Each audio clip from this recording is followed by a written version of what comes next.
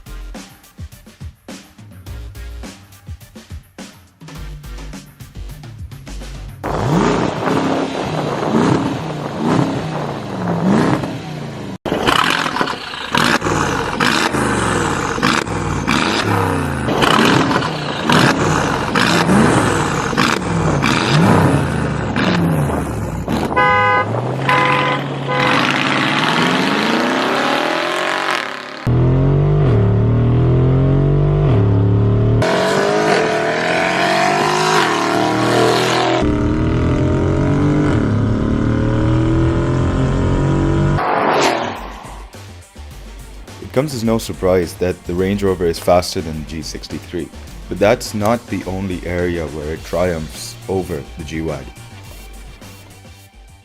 And it's not just that this car is faster than the G63 in a straight line. I mean, let's be honest, how relevant is that when you're discussing cars like these? But it's also quite literally everything else about this car that is just better than the G63. I mean, take for example the interior. It's much, I'm not going to say that this is the best interior I've ever seen or anything along those lines, but keeping in mind this car came out in 2014, this interior is absolutely gorgeous. And then on top of that, the drive is so much more luxurious than the G63. It rides better, it feels better in the driver's seat. It's just a better all-around car.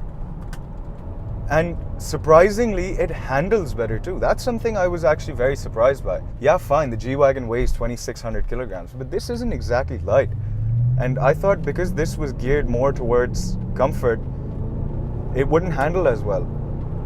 But then again, the G-Wagon does have an ancient, and I mean ancient, ladder frame chassis. And then there's the other things like the engine.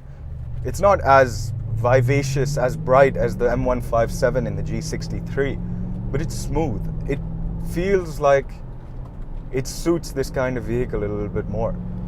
And then there's the transmission, which is miles, and I mean miles better than what the G63 has. And really, all in all, as an overall package, you can't get much better than the Range Rover Vogue 5-liter autobiography. But that said, as brilliant as it may be, this is, after all, a head-to-head comparison between this and the G63. And while this is a brilliant car, there's no doubt in my mind of that. There's something about that G63. As brilliant as this car is, and I'll admit it's better in almost every single measurable way than the G63. For some reason, that car has my heart. The Range Rover Vogue might be better in every measurable way. It's faster, it's more comfortable, it's more spacious, it's more luxurious. And if I'm not mistaken, it's also cheaper. But that's the thing. Why would that matter when you have a 5.5 liter bi-turbo V8 under your right foot?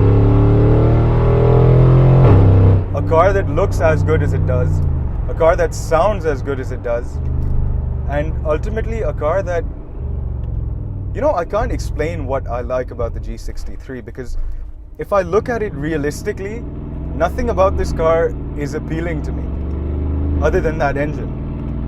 But for some reason, I cannot put this into words, but the G-Wagon just, it comes together to be such a special experience, especially for Karachi.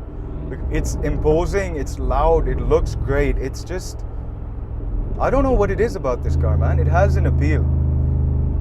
You know, it's like, I know the Range Rover is a better buy, practically speaking.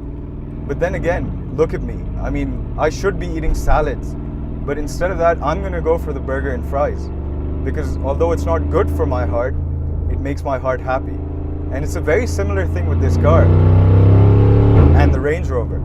Because yes, the Range Rover is a better car, but it's not a better tool for making you feel special. And that's where the G-Wagon shines. shines brighter than anything else I have pretty much ever driven. And sometimes you have to forget the practicality aspect and you just have to focus on what matters to you and what matters to your heart, what's special.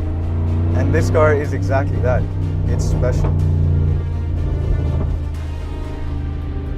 Look, I'll be the first to admit that if this head-to-head was conducted based solely of facts and figures, the G63 would have been walked by the Range Rover, because it really is better in every single way. But the G-Wagon does something that the Range Rover will never be able to do. It makes you feel like $1 million.